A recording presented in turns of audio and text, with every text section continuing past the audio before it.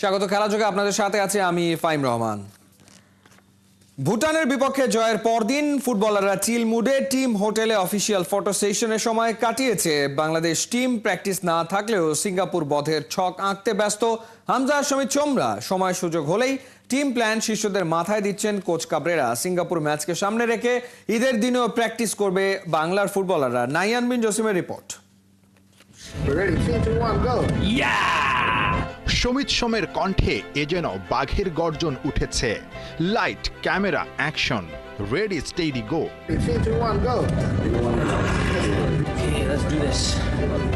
Singapore ম্যাচকে ঘিরে ফুটবলারদের সাজানো গোছানো ফটো সেশন। এমন মুহূর্ত আগে কখনো কি দেখেছে বাংলার ফুটবল? দিন বদলেছে। হামজারা নতুন বাংলাদেশের নতুন ব্র্যান্ডের ফুটবলকে পুরো বিশ্বে করিয়ে দিচ্ছেন পরিচয়। এখানেও পেছনের কারিগর দেশের ফুটবলকে কোনো এক জীবন কাঠির ছোঁয়ায় বদলে দেয়া বাফুফে বস। তাবিথ আউয়াল নিজে হাসছেন, পুরো দেশের কোটি ফুটবল প্রেমীদের মুখে হাসি ফুটিয়েছেন আর বুকে তুলেছেন কাঁপন। যে কম্পনে সব ভেঙে চুরে পাগলের মতো মাঠে নিয়ে আসছে দর্শকের স্রোত।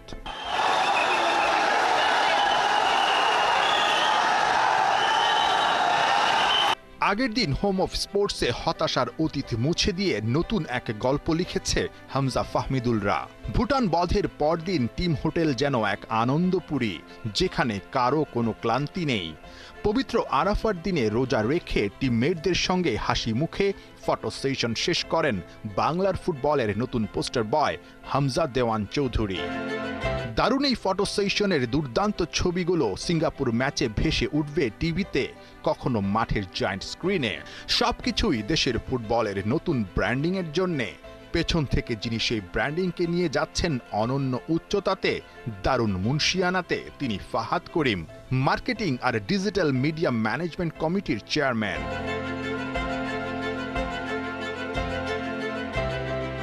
ফটো সেশনের ফাঁকে ফুটবলাররা বেশ কিছু জার্সিতে অটোগ্রাফ দিয়েছেন। বুঝাই যাচ্ছে কতটা কদর বেড়েছে বাংলাদেশের জার্সি আর ফুটবলারদের একটা স্মৃতির। দিন বদলের সঙ্গে হামজাদের অটোগ্রাফ ফটোগ্রাফের দাবি আরও বাড়বে। দেশের ফুটবলের গ্রাফটাও উপরেই উঠবে। একদিন এই ফুটবল উন্মাদনা হয়তো বিশ্ব দরবারে লাল সবুজের পতাকাকে নিয়ে যাবে অনন্য উচ্চতাতে। স্বপ্ন সারথীদের হাত ধরে স্বপ্ন ছোঁয়ার সেই দিনটা হয়তো আর খুব বেশি দূরে নয়।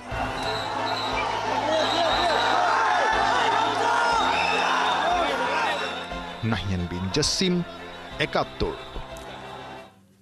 গেট ভেঙে ঢুকে পড়ে দর্শকরা। টিকিটধারী অনেকেই ম্যাচ দেখার সুযোগ পাননি। সমস্যা সমাধানে ভুটান ম্যাচের অভিজ্ঞতা এবার সিঙ্গাপুর ম্যাচে যেন ফিরে না আসে, সেটাই লক্ষ্য বাফুফের কম্পিটিশন কমিটির। প্রস্তুতি নেওয়া হচ্ছে বাস্তব ব্যবস্থাপনার।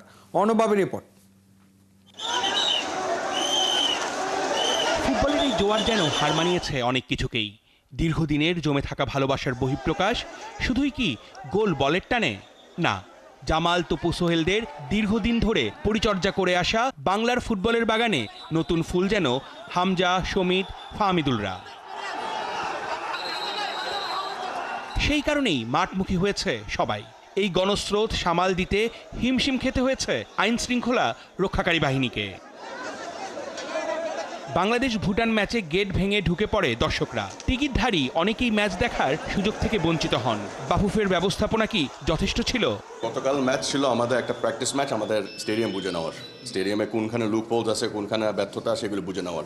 Cleaning, hygiene, security plus management of entry and exit. আমাদেরও অনেক ল্যাকিংস ছিল, আমাদেরও অনেক শিখার জায়গা ছিল। We have taken that learning. কেউ টিকিট নাম্বার খুঁজে পাচ্ছিল না, সিট। ভলেন্টিয়ারের সংখ্যা কতটা বাড়বে? ভলেন্টিয়ারের সংখ্যা আরও বাড়বে, বিকজ এই খেলাতে আরও বেশি লোক থাকবে। এখানে আনসার বাহিনী নামবে এটার পরে। একটা ফটোকপি দোকানে যান বা অফিসে কোনো কারো বন্ধুর মাধ্যমে প্রিন্ট করেন, আমরা রিকোয়েস্ট করবো আপনার নিজেদের প্রিন্টটা নিজেরা করে ওই ফাইলটা ডিলিট করে ফেলতে। এখানে অনেক অভিযোগ এসেছিল, আমরা ফটোকপি দোকানে যেয়ে প্রিন্ট করেছি, এখানে আমারটা চলছে না। এই পরিস্থিতির পুনরাবৃত্তি যেন না হয়, সিঙ্গাপুর ম্যাচকে সামনে রেখে সচেষ্ট ফুটবল ফেডারেশন। কম্পিটিশন কমিটি করেছে বিশেষ সভা। দিক নির্দেশনা মিলেছে বাফুফের সভাপতি তাবিদ আওয়ালের কাছ থেকেও। প্রেসিডেন্টের পক্ষ থেকে কোনো ধরনের অ্যাডভাইস ছিল কিনা কম্পিটিশন ডিপার্টমেন্টের উপর? প্রেসিডেন্টের পক্ষে ডিসিশন ছিল বাংলাদেশ জাতীয় স্টেডিয়ামে খেলা চলবে। ওটা আমরা কমপ্লেক্স করতে পেরেছি। সো এটার বাইরে প্রেসিডেন্টের ম্যান্ডেট ছিল যে যা যা ভুল হবে উনি জানে, আমরাও জানি ভুল হবে, উনিও অ্যাকসেপ্ট করে নিয়েছে ভুল হবে বা হিকআপস হবে নতুন স্টেডিয়ামে, নতুন একটা সিস্টেমে, আমরা ওটা রেক্টিফাই করবো। ওনার যে ম্যান্ডেট এখন 10 তারিখে যেন ভুলগুলি না হয়, এটা যদি আমরা রেক্টিফাই করতে পারি উনি খুশি হবে। সব টিকিট অনলাইনে বিক্রি হওয়ায় টাকা দিয়েও টিকিট কিনতে পারছেন না বাংলাদেশ ফুটবলের আল্ট্রাস সমর্থকরা। বাফুফে ভবনের সামনে রাত দিন অবস্থান কর্মসূচি চলছেই। কম্পিটিশন ডেভেলপমেন্ট ফুটবল ফেডারেশন তাদের পক্ষে বা বিপক্ষে কোনো ধরনের সলিউশনে আসতে পেরেছে কিনা, বিকজ তারা ফুটবলের অনেক আর্লি সাপোর্টার। গতকাল যদি আপনি দেখে থাকেন, আলট্রাসা কিন্তু খেলাতে গিয়েছিল, ওনাদের কিন্তু টিকিট দেওয়া হয়েছিল ফুটবল ফেডারেশন থেকে। এটার বাইরে যদি 10 তারিখে খেলার কথা জিজ্ঞাসা করেন, আমার মনে হয় এক্সিকিউটিভ কমিটিকে জিজ্ঞাসা করলে আর একটু বেটার হয়, বিকজ এটা আমাদের উত্তরটা নাই এখন। ভুটান ম্যাচের অভিজ্ঞতা এবার সিঙ্গাপুর ম্যাচে যেন ফিরে না আসে, সেটাই এখন দেখার বিষয়। প্রস্তুতি থাকলেও বাস্তব ব্যবস্থাপনা দিয়েই দিতে হবে সেই উত্তরের প্রমাণ। অর্ণব বাপি, ৭১। ভুটান ম্যাচ জয়ের পর বাংলাদেশ ফুটবল দলে এখন বইছে ঈদের আনন্দ। বাফুফের সভাপতি তাবিদ আওয়ালের কাছ থেকেও মিলেছে বিশেষ ঈদ উপহার। শুধু তাই নয়, ফুটবলারদের পরিবার নিয়ে ঈদের দিন টিম হোটেলে থাকছে বিশেষ আয়োজন। বিস্তারিত পার্থ বণিকের রিপোর্টে। প্রত্যেকটা ম্যাচ জেতার পর ড্রেসিং রুম অবশ্যই সবাই খুব খুশি থাকে। প্রতিনিয়তই হামজার সাথে যখন থাকি ওর কাছ থেকে অনেক কিছু শিখি। মিস্টার তাবিদ আওয়াল সাহেব উনি সবার জন্য বলেছেন যে ঈদের একটা পাঞ্জাবি সবাইকে গিফট করবেন। ভুটানের বিপক্ষে ম্যাচ শেষে জয়ের আনন্দ নিয়ে টিম বাসে হামজারা, তাদের ঘিরে ভক্তদের উচ্ছ্বাস। আর এই জয় বাংলাদেশ দলের ঈদের আনন্দ হয়েছে দ্বিগুণ।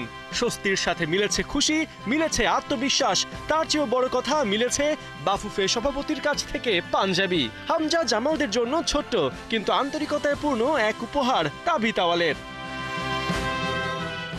অবশ্য শুধু পাঞ্জাবি নয়, ঈদের দিন বাফুফে আরও এক বড় উপহার দিচ্ছে ফুটবলারদের। সেটা এই টিম হোটেলে পরিবার নিয়ে আনন্দে মেতে ওঠার সুযোগ। এই তো সেদিনের কথা, কাজী সালাউদ্দিনের আমলে যেখানে জাতীয় দলের ফুটবলাররা ঠিকমতো ম্যাচ ফি পেতেন না, সেখানে রাতারাতি তাদের জন্য এত আয়োজন। হামজা জামালদের টিম ম্যানেজার আমির খান তো রসিকতা করেই জানালেন পেছনের কাহিনী। এগুলো সবই কিন্তু পার্ট অফ কালকে জেতার। যদি কালকে জিততে না পারতাম তাহলে এগুলো কিছুই কিন্তু আমরাও বলতে পারতাম না, কোথাও পাঞ্জাবিও আসতো না, কোনো কিছুই থাকতো না।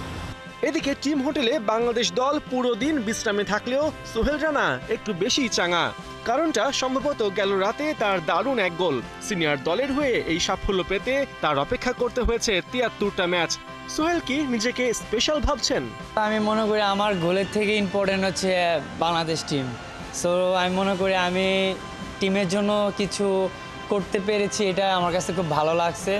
আর অ্যাজ এ পার্সোনাল হিসেবে যদি আমি মনে করেন, অবশ্যই আমার ভালো লাগতেছে, কারণ অনেকদিন পর একটা ন্যাশনাল টিম হয়ে গোল পাইছি। সো এই জিনিসটা অবশ্যই ভালো লাগার একটা ব্যাপার। হামজা সমিত আসার পর মিডফিল্ডে বড় একটা পরিবর্তনের অপেক্ষায় বাংলাদেশ। সেখানে কম্পিটিশনটা নিঃসন্দেহে বেড়ে যাচ্ছে মিডফিল্ডার সোহেল রানার। তবে এরপরেও এই দুজনকে প্রতিদ্বন্দ্বী কম টিমমেট হিসেবেই দেখছেন সোহেল। আর স্পষ্ট করে বললে তাদের কাছ থেকে শিখছেন। প্রতিনিয়তই হামজার সাথে যখন থাকি ওর কাছ থেকে অনেক কিছু শিখি। আর কালকে ও গোল করার পরে আমরা প্রত্যেকটা প্লেয়ার ওকে অ্যাপ্রিসিয়েট করছি। সমিত ও আসছে আমাদের টিমে, আমি মনে করি আমাদের টিম আরও স্ট্রং। ডে বাই ডে আমাদের টিম অনেক স্ট্রং হচ্ছে। সো আমি মনে করি এই জিনিসটা আমাদের দেশের ফুটবলের জন্য ভালো। সো আমি মনে করি ইন ফিউচারে এরকম প্লেয়ার আরও আসবে। আমি আসলে আরও ন্যাশনাল টিমের জন্য ভালো, দেশের ফুটবলের জন্য ভালো। প্রবাসীদের ভিড়ে স্থানীয় ফুটবলাররা হারিয়ে যাবেন কিনা, দলের মধ্যে গ্রুপিং হবে কিনা, ঘরোয়া ফুটবল টিকতে পারবে তো, এমন অনেক প্রশ্নের ভিড়ে সোহেল রানারা যখন বলেন সামনের দিনে এমন প্রবাসী ফুটবলার আসলে দেশের ফুটবল এগিয়ে যাবে, তখন বলতেই হয় যত বাধাই আসুক পথ হারাবে না বাংলাদেশ। পার্থ বণিক, ৭১, ঢাকা। কখনো দেশের সেবায় গায়ে পুলিশের পোশাক, আবার কখনো ন্যাশনাল ডিউটিতে লাল সবুজের জার্সি। বৈচিত্র্যময় জীবন ডিফেন্ডার ইসা ফয়সালের। স্বপ্ন দেখেন একদিন বিশ্বকাপ খেলবে বাংলাদেশ, বিশ্বের বুকে ফুটবল দিয়ে আঁকবেন লাল সবুজের মানচিত্র। 10 জুন সিঙ্গাপুরের ম্যাচকে ঘিরে খেলাযোগের বিশেষ আয়োজন। নবম পর্বে ইসা ফয়সালের ভাবনা শুনেছেন হাসান সজীব। একটা সময় বাংলার বুকে আধিপত্য বিস্তার করেছিলেন ইসা খা, প্রতিহত করেছিলেন মুঘলদের। সে যুগের অবসান হলেও বাংলার ফুটবলে নতুন করে একজন আধিপত্য বিস্তার করছেন, তিনি ঈসা ফয়সাল। গোল রক্ষায় নিজেকে উজাড় করে দিচ্ছেন। ভারতের বিপক্ষে একাদশে নামা হয়নি, সামনেই সিঙ্গাপুর। কতটুকু আত্মবিশ্বাসী এবং আপনি নিজেকে নিয়ে কিভাবে কাজ করছেন, আলাদা কোনো কাজ করছেন কিনা? দেখা যায় যে অনেক ম্যাচে কোচের অনেক ফিলোসফি থাকে, হয়তো ভারত ম্যাচে সে ফিলোসফিটা একটু ভিন্ন ছিল, এই জন্য হয়তো আমাকে খেলানো হয় নাই। তবে আমি আসলে হাল ছাড়ছি না, ইনশাল্লাহ আমার ফোকাসটা আছে, যেহেতু আরও ম্যাচ আছে, ইনশাল্লাহ সুযোগ পেলে আমি ইনশাল্লাহ কাজে লাগাতে চাই। হামজা চৌধুরী আসার মাধ্যমে বাংলাদেশের ফুটবলের পুরো চেহারাটা বদলে গেছে এবং একই সাথে অনেক ফুটবলারের জীবনযাত্রার মান কিংবা তাদেরকে মানুষ নতুনভাবে চিনতে শুরু করেছে, ফুটবলের দিকে নজর রাখছে। এই ব্যাপারটা কেমন লাগে আপনার? এখন ফুটবলে মাশাল্লাহ হামজা ভাই আসাতেই দেখা গেছে যে আমাদের ভিতরে একটা অন্যরকম একটা কিউরিওসিটি জাগতেছে যে না আমরা পারবো, ইনশাল্লাহ সিঙ্গাপুরের সাথে আমরা ভালো কিছু করব। এবং তারা তো প্রবাসী না, আমাদের দেশি ভাই, আমরা তাদেরকে এক্সপেক্ট করি। তারা আসলে দেখা যায় যে আসলে আমাদের টিমটাও অনেক মোটিভেট, অনেক শক্তিশালী হচ্ছে, ইনশাল্লাহ ভালো কিছু হবে। দুইটা কাজ একসাথে করছেন, এইটা বেশ চ্যালেঞ্জের ব্যাপার। এটাকে আসলে কিভাবে সামলান? একসাথে পুলিশের পোশাকও পরছেন, আবার সেই একই গায়ে আপনি লাল সবুজের জার্সিটাও গায়ে জড়াচ্ছেন। গর্বের বিষয়, নিশ্চয়ই আপনার পরিবারে আপনাকে নিয়ে গর্ব করে। দুইটাই আমাকে অনেক আনন্দ দেয়, কারণ আমি দুইটাই মানে পুলিশ হচ্ছে সেবা আর ন্যাশনাল টিম হচ্ছে প্যাশন। তো আলহামদুলিল্লাহ ওভারঅল ভালো। এবং ফ্যামিলি থেকে সবসময় একটা কথাই তারা আমাকে বলে যে এমন কিছু করো না যেন সম্মানের কোনো ক্ষতি হয়। চ্যালেঞ্জটা বড়, সামনে সিঙ্গাপুর এবং একই সাথে প্রবাসীরা আসছে। যেহেতু প্রবাসীরা আসছে, দলে থাকাটা একটু চ্যালেঞ্জ হয়ে যাচ্ছে অনেকেরই জন্য, এবং এটা একই সাথে অনেককে বলছেন আশীর্বাদ এবং অনেকে বলছেন যে এটা দেশীয় ফুটবলারদের খুব একটা কদর করা হচ্ছে না। না, আপনি প্রবাসী বললেন, আসলে তো প্রবাসী না, ওরা আমাদের ভাই, আমাদের দেশেরই তারা ভাই। না, আমি এই জিনিসটাকে পজিটিভলি নেব, কারণ আমাদের দেশের ফুটবল ডেভেলপ করতে গেলে এর ধরনের কিছু ব্যবস্থা নিতেই হবে। কারণ আপনি মালয়েশিয়া দেখেন, মালয়েশিয়াও সেম কাজ করছে। তো যাক, আলহামদুলিল্লাহ তারা আমাদের দেশি ভাই, তারা আমাদেরকে হেল্প করবে এবং আমরাও তাদেরকে ওইভাবেই এক্সপেক্টটা করি যে আমরা ভাই, এখানে প্রবাসী কে বাংলাদেশি ডাজেন্ট ম্যাটার, আমরা দেশকে রিপ্রেজেন্ট করতেছি, এটাই মূলত। একদম যদি ছোট্ট করে জানতে চাই, আপনার জীবনের লক্ষ্যটা কি? ফুটবল দিয়ে কি করতে চান, স্বপ্নটা কি? ইনশাল্লাহ পুলিশ টিমে আসি, আমার স্বপ্ন হচ্ছে পুলিশ টিম যে কোনো একটা ট্রফি হয়, ফেডারেশন কাপ, লিগ, একটা ট্রফি ছুঁয়ে দেখবো ইনশাল্লাহ। হ্যাঁ, তা তো অবশ্যই। আসলে দেখেন, যদি আপনি স্বপ্ন না থাকে তাহলে তো আপনি ওই কাঙ্ক্ষিত লক্ষ্যে পৌঁছাতে পারবেন না। যে আপনার যে কোনো একটা এম থাকতে হবে যে না, আমাকে এই জিনিসটা করতে হবে, আমাকে এখানে যেতে হবে, তাহলে তো পসিবল। হয়তো দেখা গেছে যে আমার জেনারেশন পাবে না বা অন্য জেনারেশন আসবে, তো ইনশাল্লাহ টুডে অ্যান্ড টুমোরে ওয়ার্ল্ড কাপ খেলবো। এবং আমি এটাও আশা করি যে আমাদের যে ভাইরা আসতেছে আমাদের টিমে হেল্প করার জন্য, ইনশাল্লাহ এটা পসিবল বলছিলেন যে ঈসা ফয়সাল যেভাবে আসলে ঈসা খায় একটা সময় এই বাংলার বুক থেকে বিতাড়িত করেছিলেন মুঘলদের আক্রমণ, একই সাথে ঈসাও প্রতিহত করতে চান যে কোনোভাবেই গোল দেয়া যাবে না। তিনি স্বপ্ন দেখছেন অনেক দূরের, তার স্বপ্নের মতোই আরও অনেকেই স্বপ্ন দেখছেন, অনেকের চোখে আসলে ফুটবলটাকে এগিয়ে নেওয়ার স্বপ্ন, এবং অনেকেই চান যে বাংলাদেশের ফুটবলটা একটা সময় পৃথিবীর সব জায়গায় রাজ করবে, বাংলাদেশকে নিয়ে সবাই কথা বলবে। এক হামজা চৌধুরীর মাধ্যমে বাংলাদেশের ফুটবলে যেভাবে নতুন জোয়ার শুরু হয়েছে, সে জোয়ার আসলে কোথায় গিয়ে ঠেকবে সেটা এখন দেখার বিষয়। হাসান সজীব, ৭১, ঢাকা। বিশ্বকাপ বাছাইয়ের ম্যারাথন জার্নিতে ফিরছে ব্রাজিল ও আর্জেন্টিনা। একই দিনে আলাদা ম্যাচে মাঠে নামছে দুই চির প্রতিদ্বন্দ্বী। ভোর ৫টায় ব্রাজিলের প্রতিপক্ষ ইকুয়েডর, ঠিক ২ ঘন্টা পর লিওনেল মেসি শো। আর্জেন্টিনার প্রতিপক্ষ ১০ নম্বরে থাকা Chile. Kohinoor corner preview report. ব্রাজিলের দিন শেষ, এই কথা সেদিন সিলমোহর মেরে দিয়েছিল আর্জেন্টিনা। চিরপ্রতিদ্বন্দ্বীদের কাছে সেলেসাওরা ম্যাচটা হেরেছিল ৪ গোলে। সেই হতাশাকে সাথে নিয়ে দিন বদলের চেষ্টায় ব্রাজিল। আর সেই মিশনে জ্বালানি দিতে ৫ বারের বিশ্ব চ্যাম্পিয়নদের সাথে যুক্ত হয়েছেন চ্যাম্পিয়ন কোচ কার্লো আনচেলত্তি, যার লক্ষ্য একটাই, ব্রাজিলের ঘরে হেক্সা তুলে দেয়া। বিশ্বকাপ বাছাই ইকুয়েডরের বিপক্ষে ম্যাচ দিয়ে অভিষেক হতে চলেছে এই ইতালিয়ান মাস্টারমাইন্ডের। কনমেবল অঞ্চলের বিশ্বকাপ বাছাই ব্রাজিল আছে ৪ নম্বরে, অন্যদিকে ইকুয়েডরের অবস্থান ২-এ। তবে এই ম্যাচে জিতলে ইকুয়েডরকে হটিয়ে সেলেসাওরা পৌঁছে যাবে নম্বর 2-তে। দুই দলের হেড টু হেড পরিসংখ্যানে ফেভারিট হয়েই মাঠে নামছে আনচেলত্তির শিষ্যরা। এখনো পর্যন্ত 36 বারের লড়াইয়ে ইকুয়েডরের জয় মোটে 2 ম্যাচে, বিপরীতে ব্রাজিল জিতেছে 36 ম্যাচ। দুই দলের শেষ ফেস অফে ব্রাজিলের ঘরে ইকুয়েডর ম্যাচটা হারে 1-0 গোলে।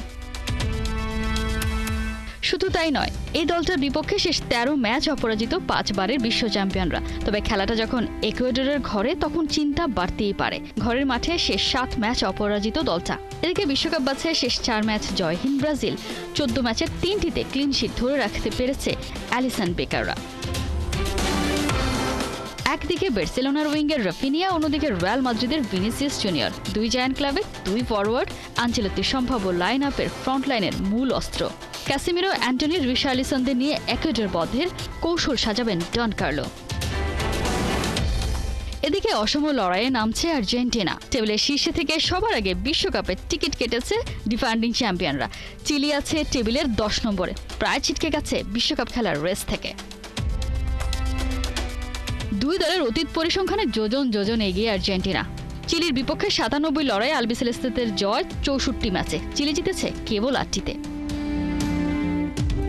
চিলির বিপক্ষে শেষ 8 ম্যাচ অপরাজিত আর্জেন্টিনা। শেষ 5 ম্যাচের 4টিতেই জিতেছে আলবিসেলেস্তেরা। এদিকে বিশ্বকাপ বাছে 14 ম্যাচে 2 জয় চিলির, শেষ 12 ম্যাচে জয় মাত্র 2টা। চিলির বিপক্ষে ম্যাচটা আর্জেন্টিনার জন্য শুধুই নিজেদের ঝালিয়ে নেয়া। এই ম্যাচ দিয়ে ইনজুরি কাটিয়ে ফিরছেন লিওনেল মেসি। তবে দলে আছে একাধিক ইনজুরির খবর। লিসান্দ্রো মার্তিনেজ, দিবালা বসে গেছেন সাইড বেঞ্চে। লাউতারো মার্তিনেজকে নিয়েও আছে শঙ্কা। বিশ্বকাপ বাছে ম্যাচ বাকি আর মাত্র 4টা। স্কালোনের লক্ষ্য এখন একটাই, জায়ান্টের তকমা লাগিয়ে ব্যাক টু ব্যাক বিশ্বকাপ জেতা। কোহিনুর কণা, 71। এই ছিল এই মুহূর্তের খেলাযোগে সরাসরি সংবাদ অনুষ্ঠান দেখতে চোখ রাখুন 71-এর ফেসবুক পেজ এবং সাবস্ক্রাইব করুন 71-এর ইউটিউব চ্যানেলে। 71-এর সাথেই থাকুন।